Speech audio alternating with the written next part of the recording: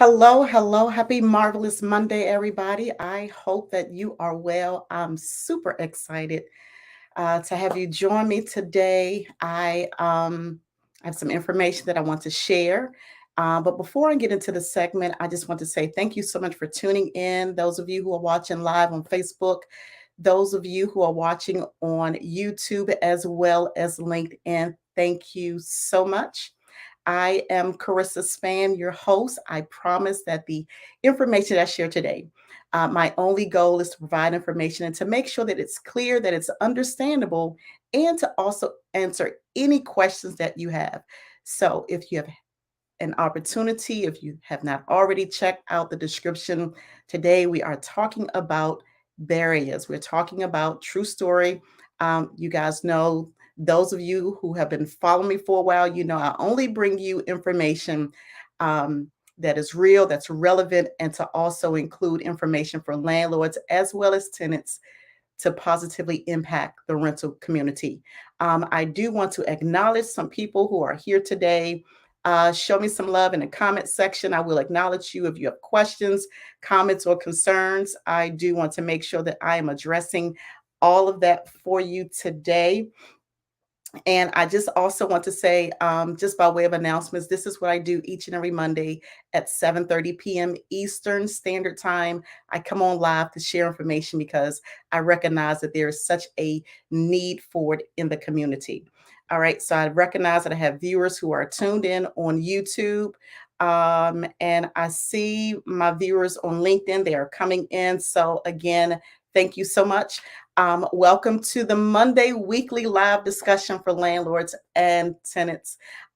So the information here is scheduled to be thought provoking, and this show will bring the latest insights, lively discussions, and expert perspectives on the most pressing landlord and tenant issues of our time. So, again, thank you so much.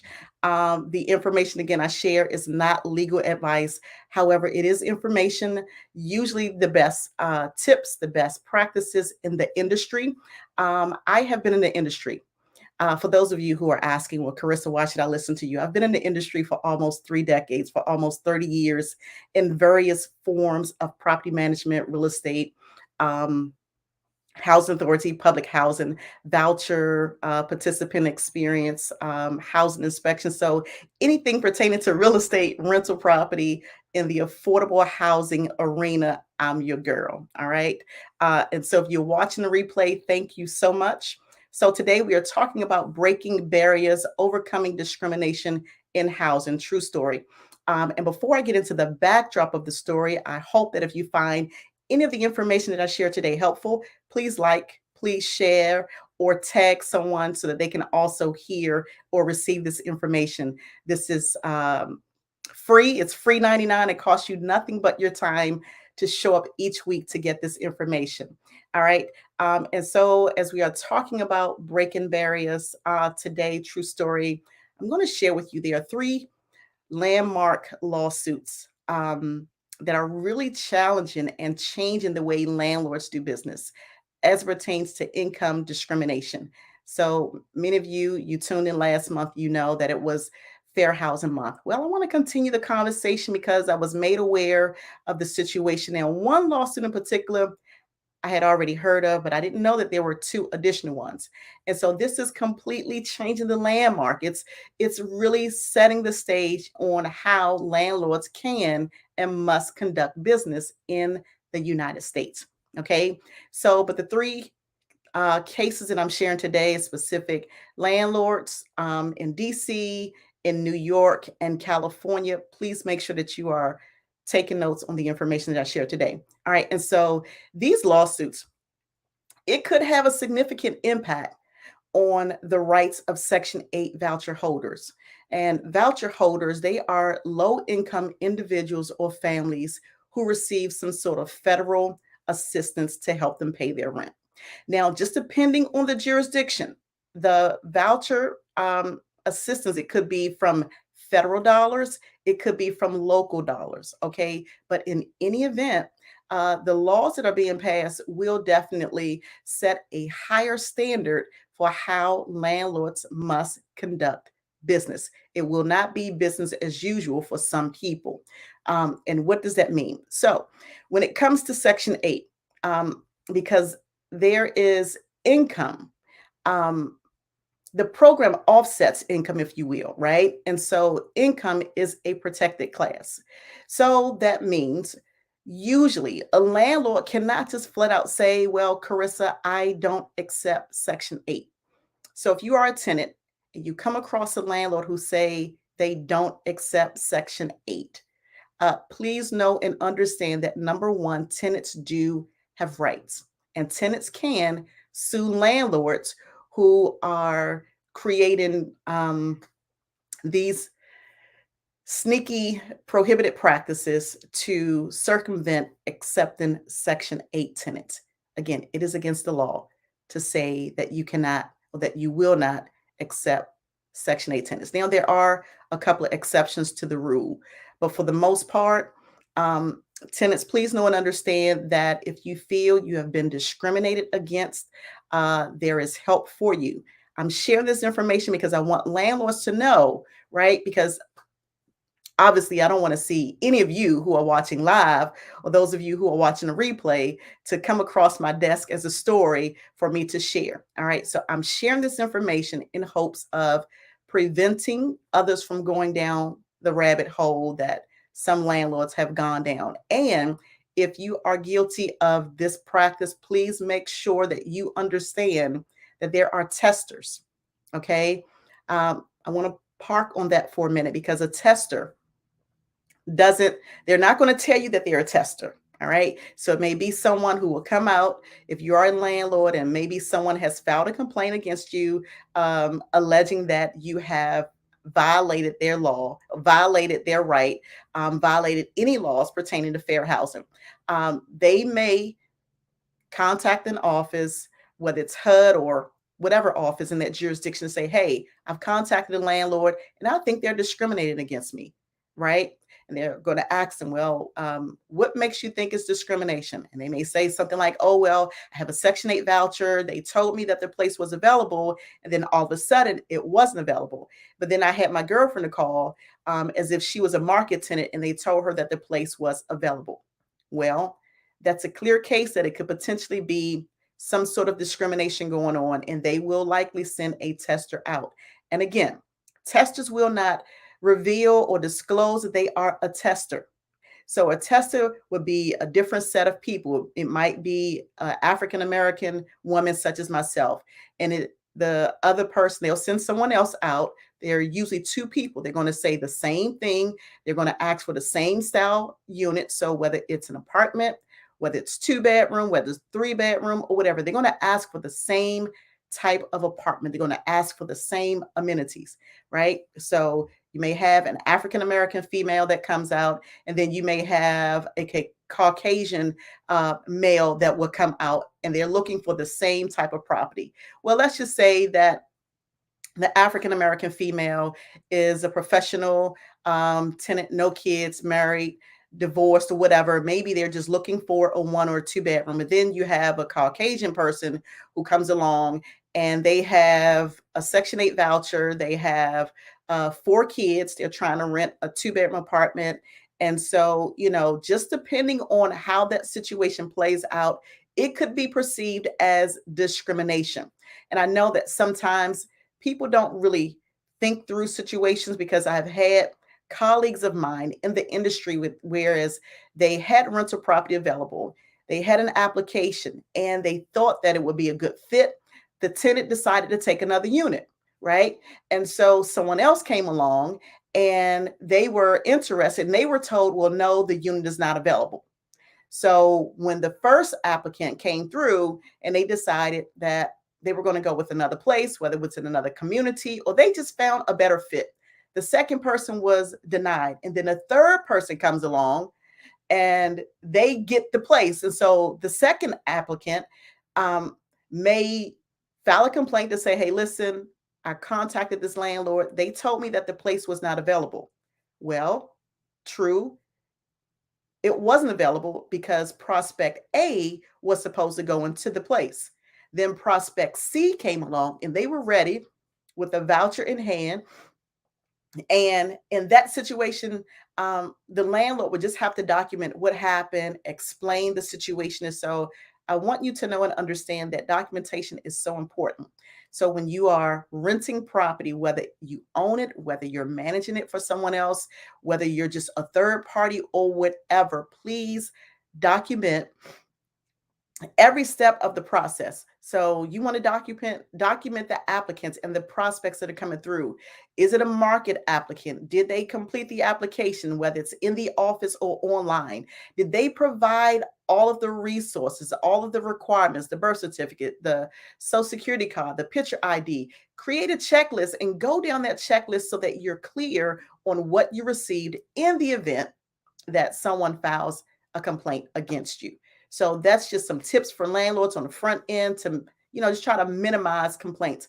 I know that people are not really going to um, understand the totality of what I'm sharing today, but know this: there are going to be a lot more lawsuits filed against landlords because of the cases that are now in the forefront of housing. And as we know it, the newspaper, they are reporting this, the news media, they're reporting this, and a lot of attorneys, a lot of advocates that are for tenants have this in the forefront. They are making sure that tenant rights are not violated. Okay. And so that's what fair housing laws are in place for, to make sure that tenants are not discriminated against. Okay.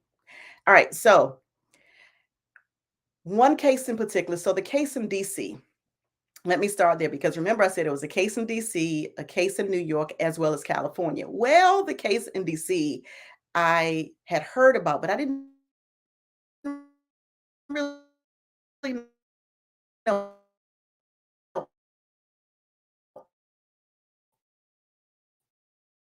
all the details, but I later found out that with that case in Washington, D.C.,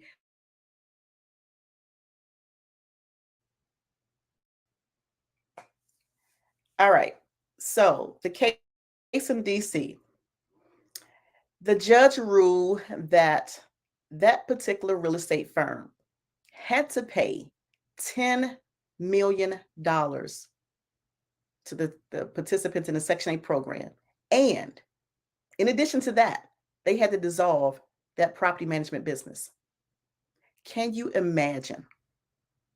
Not 10,000, not 100,000, $10 million.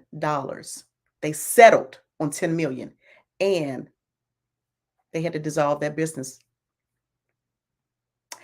That was a costly mistake. It's heartbreaking to hear these type of matters because I share this information. I talk about this. This is what I've been doing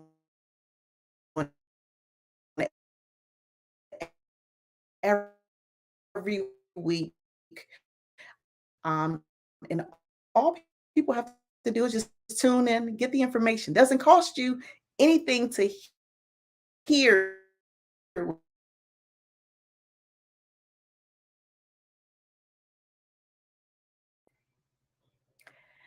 All right, so we are working through some technical difficulties, but thank you so much. So the ruling in this case, it does set a precedent for future cases, and it could also help to prevent other landlords and real estate agents from discriminating against voucher holders. And that's what this is about. This decision, it does serve as a powerful deterrent against future discrimination. Okay. And so landlords are being sued. I want people to pay attention to this. Tenants can sue landlords. Tenants prospects. Let me just also share this.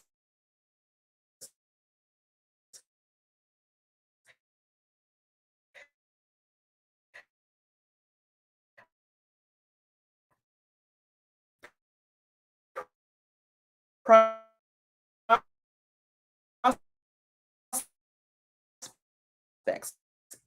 can sue potential landlords, meaning that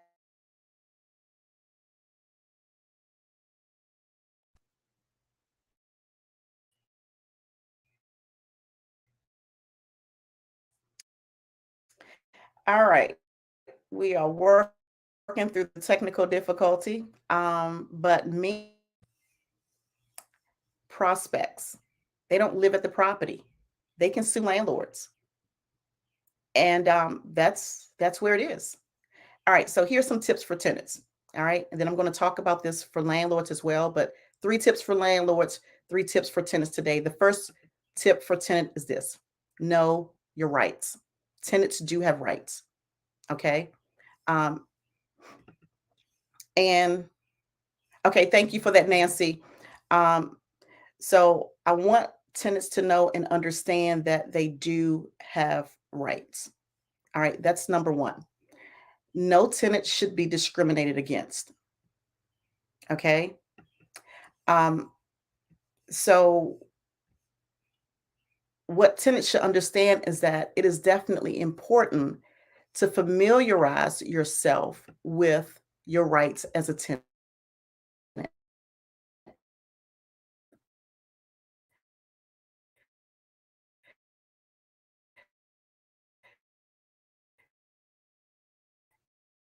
You must know, you must understand local, state, as well as getting in a housing program.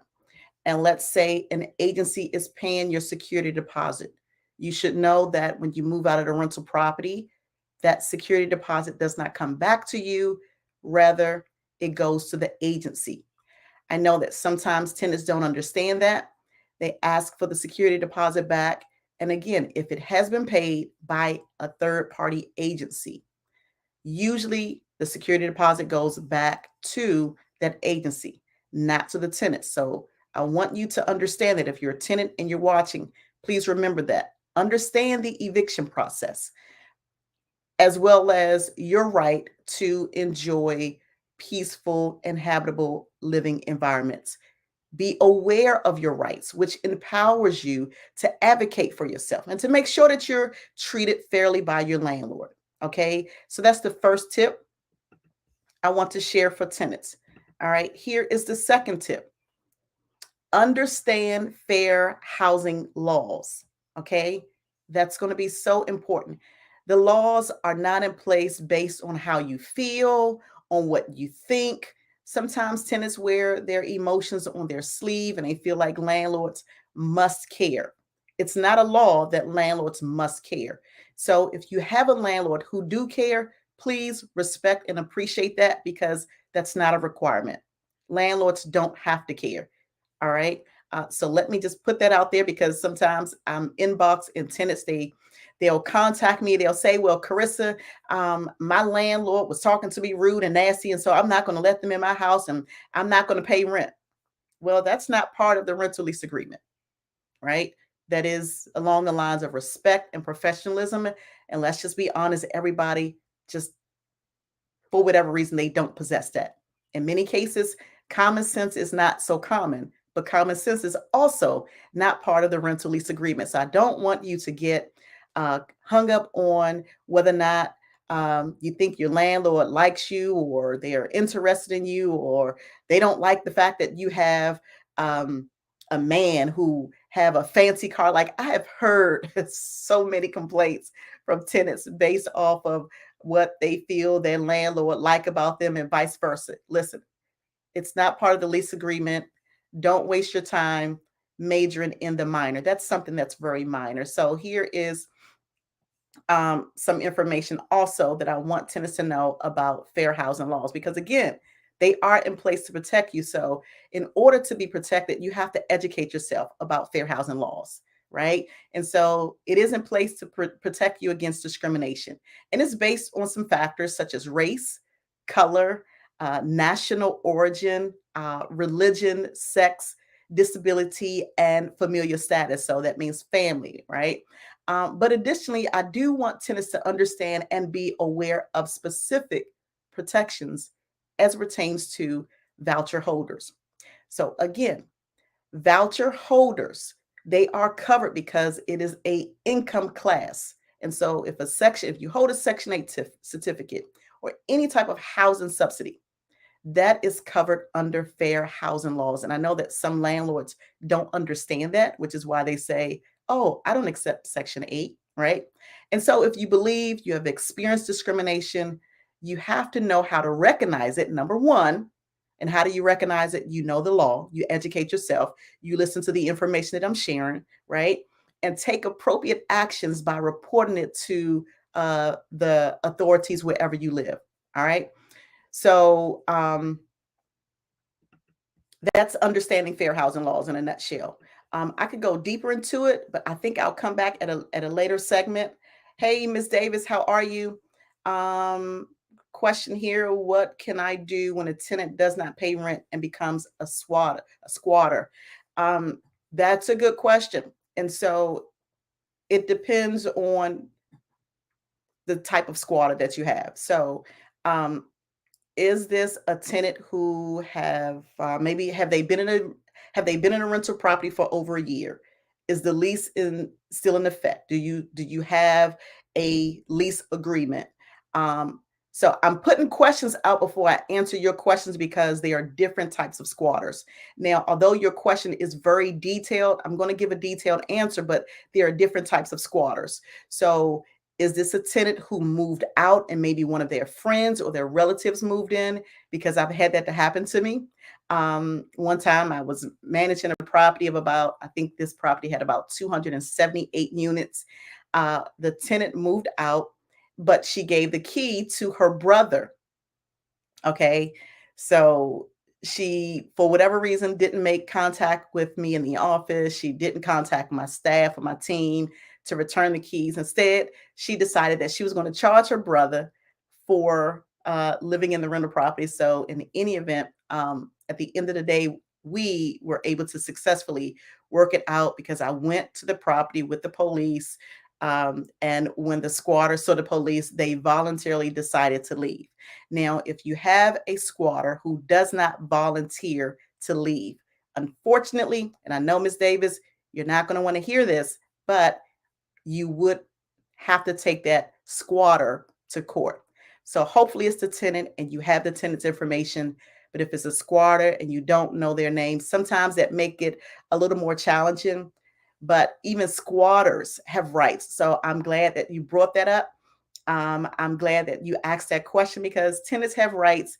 And if a squatter is living at the property, guess what? They have rights too, although they may not have a lease. And although you may not even know their name.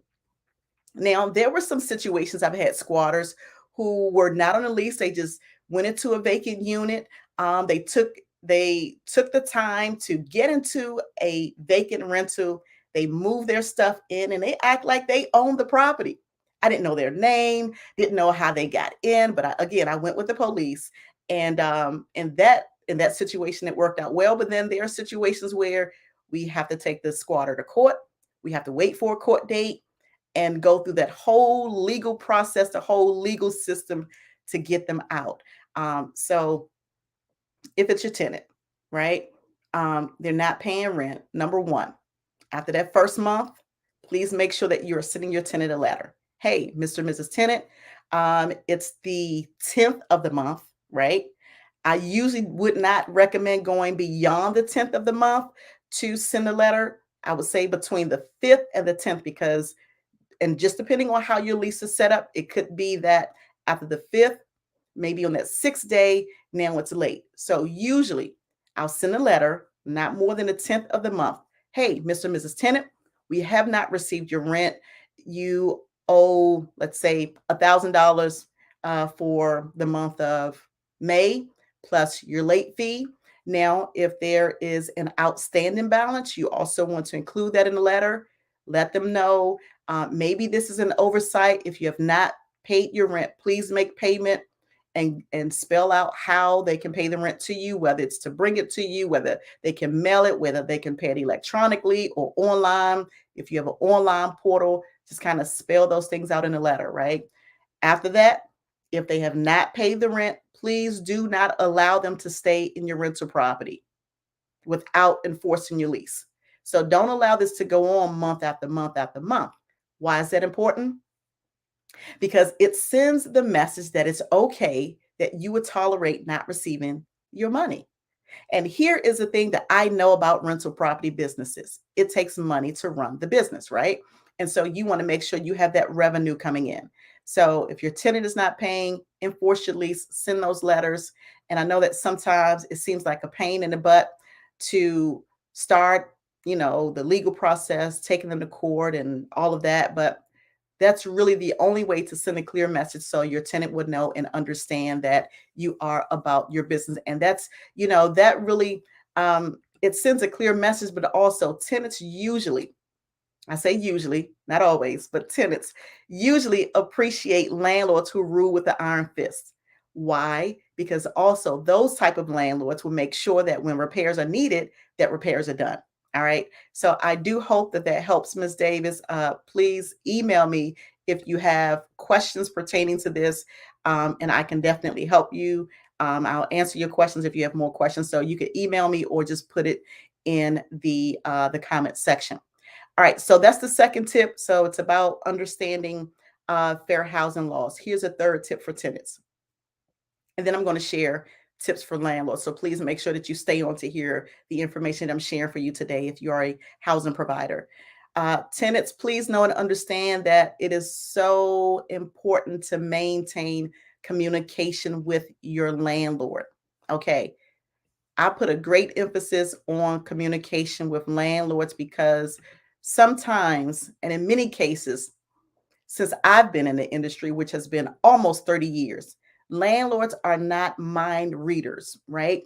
Landlords cannot read your mind as a tenant. Sometimes landlords don't know that you have a situation going on in the rental property. Maybe you're going to be late on your rent. Communicate those things to your landlord. If there are some maintenance issues, right? Let's say, for instance, the toilet is running just by itself. You might be sleeping throughout the night. You hear water running in the toilet. That should denote to you that the toilet needs to be repaired. So maybe they need to get a plumber out, or maybe the faucet is dripping in the kitchen sink or the bathroom sink or the bathtub. Communicate with your landlord so they can make those repairs, because here's the thing: maintenance problems will not go away by themselves. So you want to make sure that you are communicating to your landlord what the issues are so that they can take care of the issues. All right. Establish and maintain an open line of communication, whether it's with your landlord, whether it's with the property management company. It's so important to promptly report any maintenance issues, repairs, or other concerns that's relating to that rental property. So it could be by phone, it could be by text message, if that's a mode of communication. It could be by email, right? You can send a letter, or it could be face to face, but make sure that there is effective communication so that these problems and issues are addressed. Okay. This is a way to maintain a positive landlord and tenant relationship. I know that some tenants have really good landlords, but then there are also tenants who have really bad landlords. So those are three tips that I want to share today, um, for tenants. Okay, so Ms. Davis, I see your comment. You said the pandemic created that problem. Listen, I know and I understand that all too well, because with the um, that eviction moratorium, no landlord throughout the United States were able, um, nobody was able to take a tenant to court, for non-payment of rent. And so that is the unfortunate part. And so unfortunately, Ms. Davis, that created a backlog with the court system. Some jurisdictions have caught up, and others, they're still trying to catch up because there's been a large volume of tenants that's going through or trying to go through that legal system and get a court case. So let me share some tips for you as landlords about this subject matter today, because again, my goal is to help as many landlords as possible avoid being sued for voucher discrimination. You're going to hear a lot more about this. I'm going to talk a lot more about this. Many of you who have been following me, you know that I've been in affordable housing for a long time. Okay. So any information that I get to help those of you who do have, I'm sorry, participants in the voucher program, or any other housing subsidy program. I'm going to give you as much information, but this information is not just for landlords who are participating in Section 8.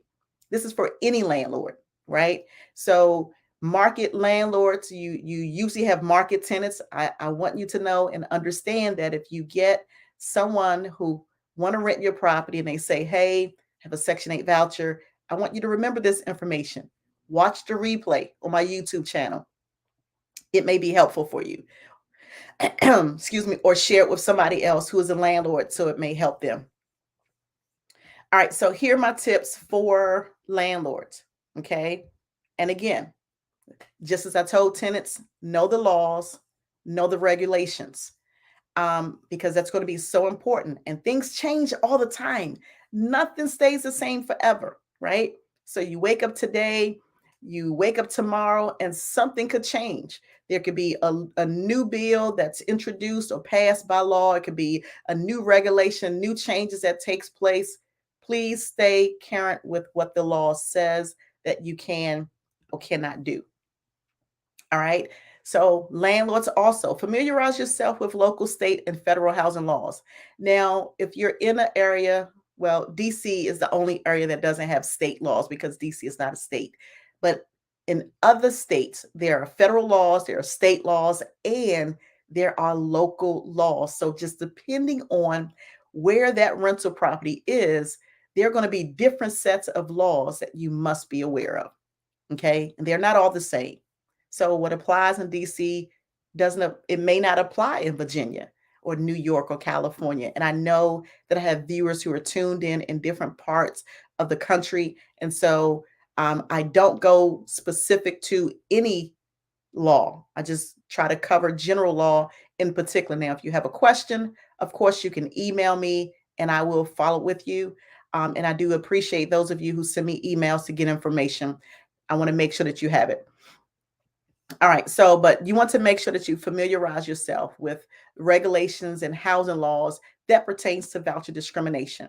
You also want to understand the specific protection afforded to voucher holders and their rights as potential tenants. Because again, they don't have to be your tenant to sue you.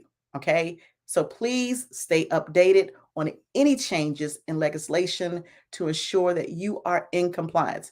And by all means, if you have questions, feel free to inbox me, email me. I want to make sure that you are current on what you need to know for your rental property. Second tip for landlords today. This is so important. Treat all applicants equally.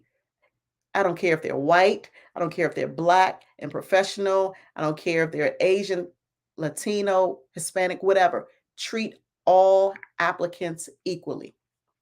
No applicant is better or less, worse, richer or poor than the other. Maybe they are, but still treat all applicants equally.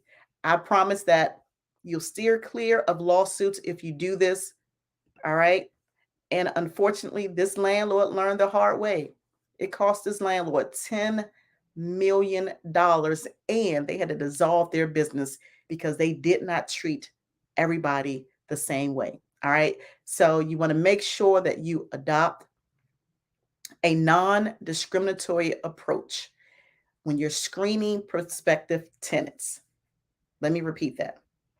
Make sure that you adopt a non-discriminatory approach. You're treating everybody the same way. Treat voucher holders the same way you treat other applicants.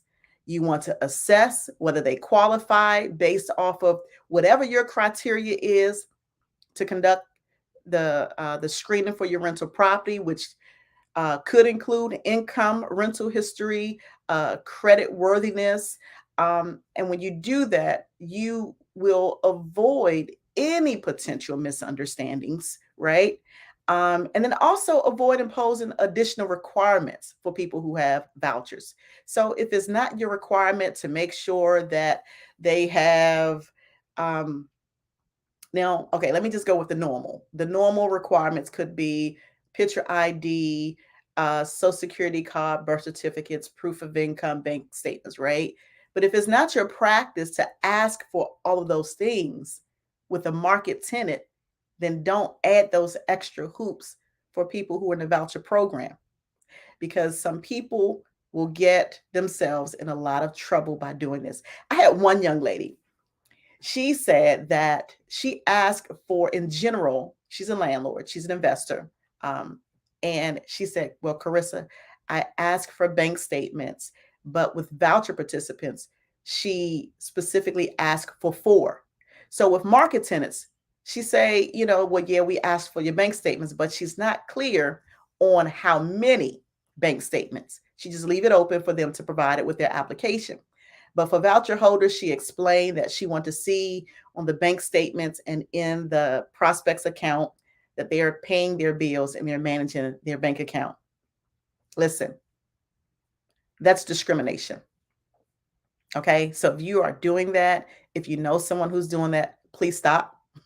So that I don't have a segment where I'm talking about you because a tenant or prospect has sued you. All right.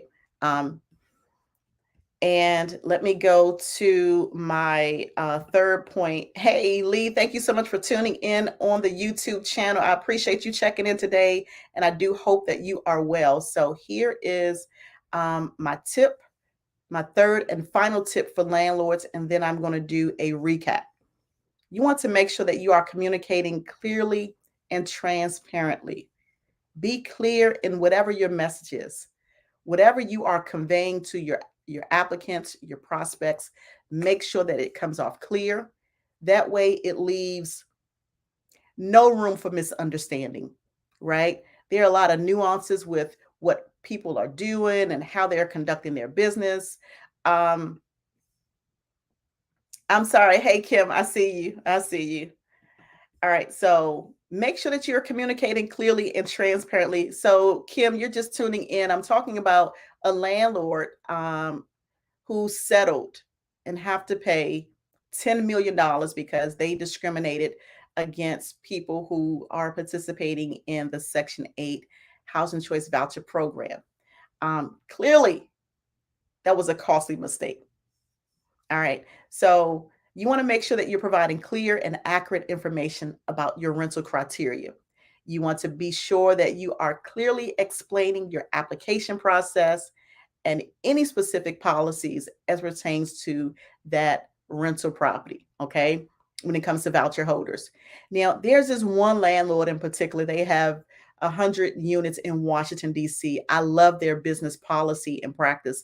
As a matter of fact, I talked to them today. Um, but I love their policy and practice because they even disclose, they share what their building rules are. So for the rules of that rental property, they share that information up front.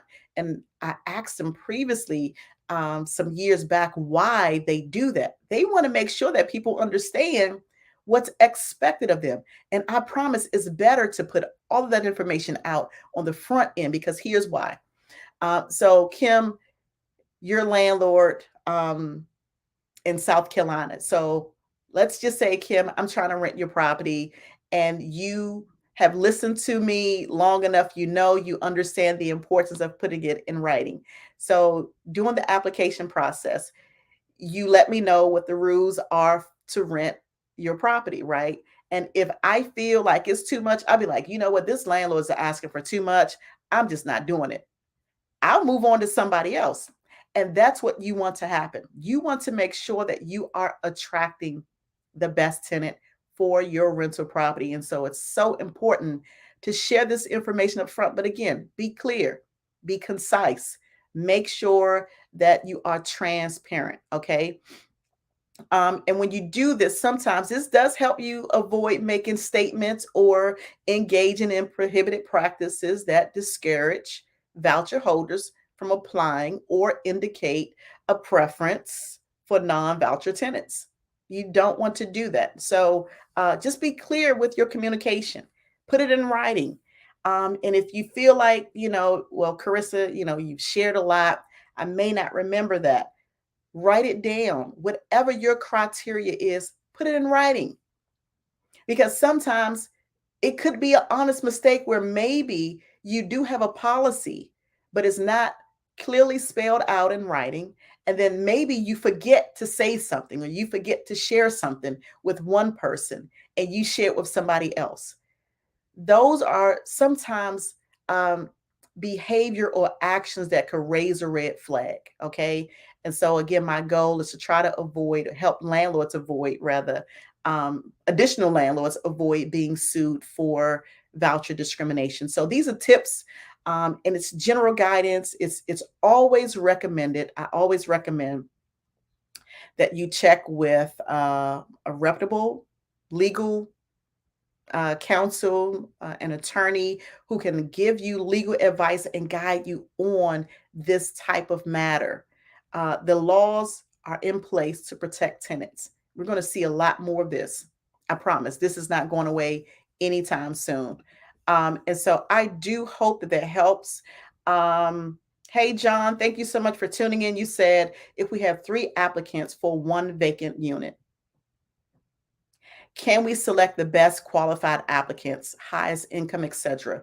And that's a good question, John. So you have 3 applicants for 1 vacant unit. Obviously, you can only select 1 tenant.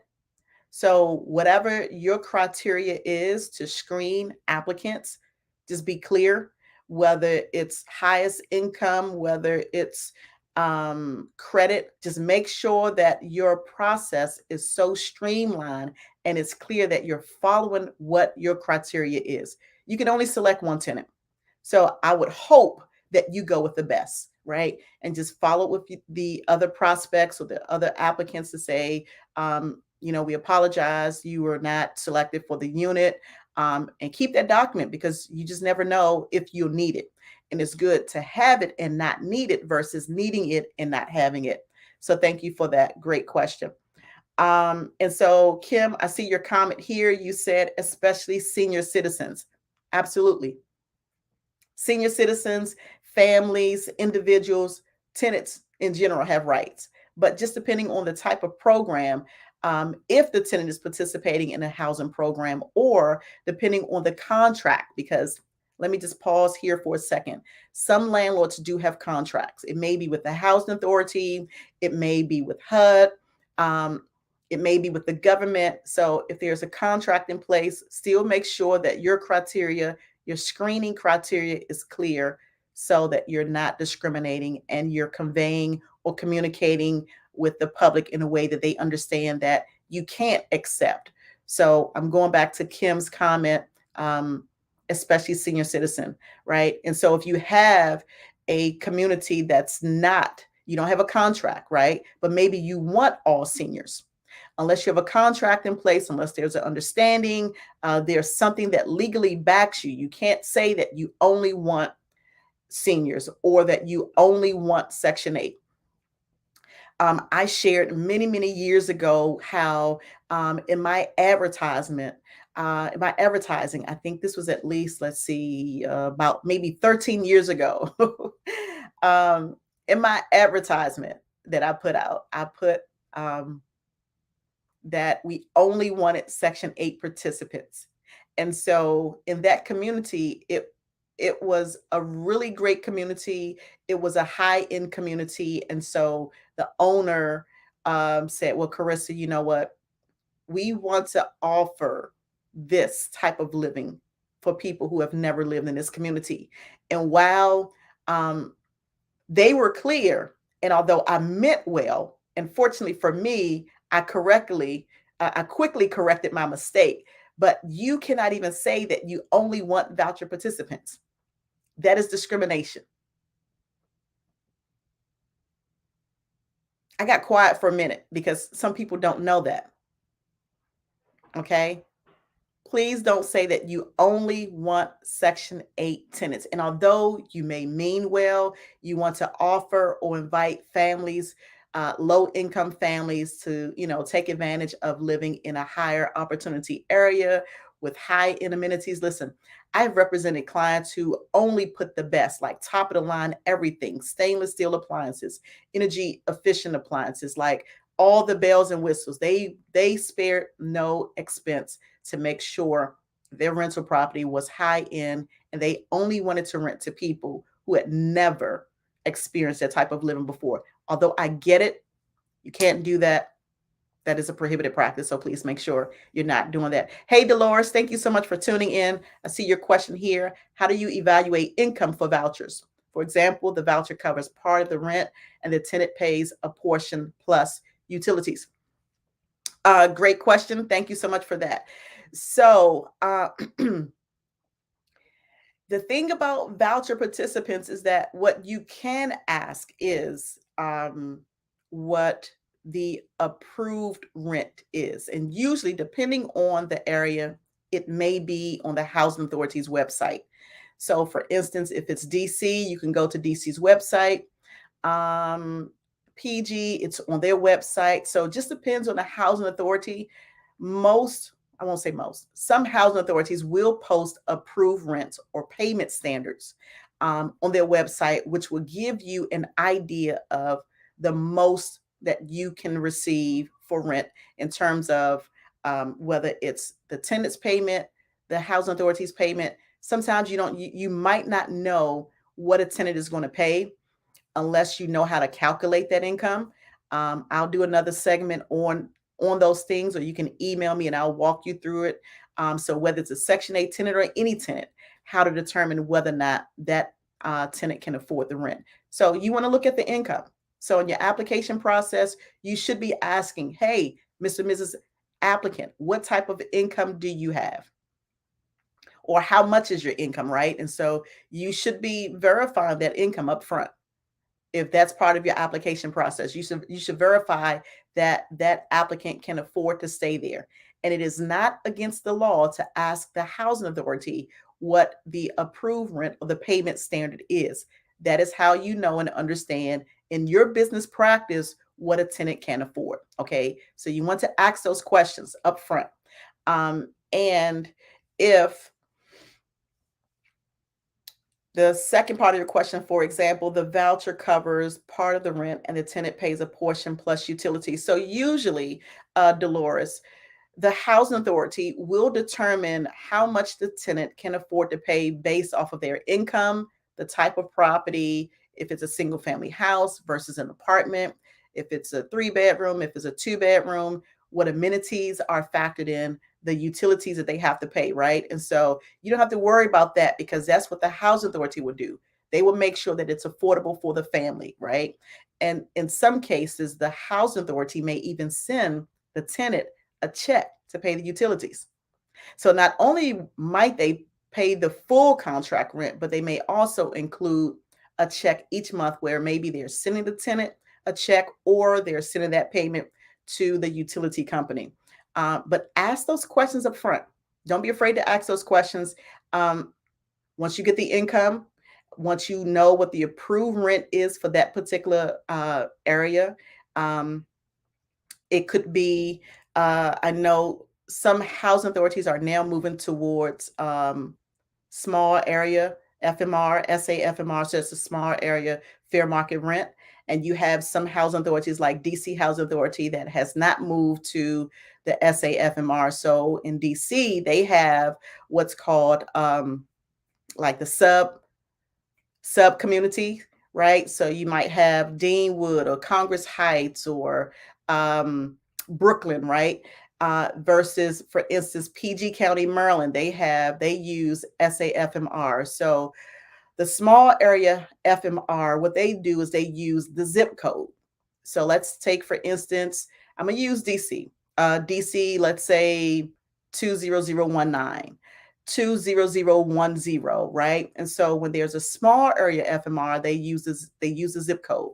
But when you have a jurisdiction like DC, they don't use the zip code. They'll use the particular neighborhood or the sub community that that particular rental property is in.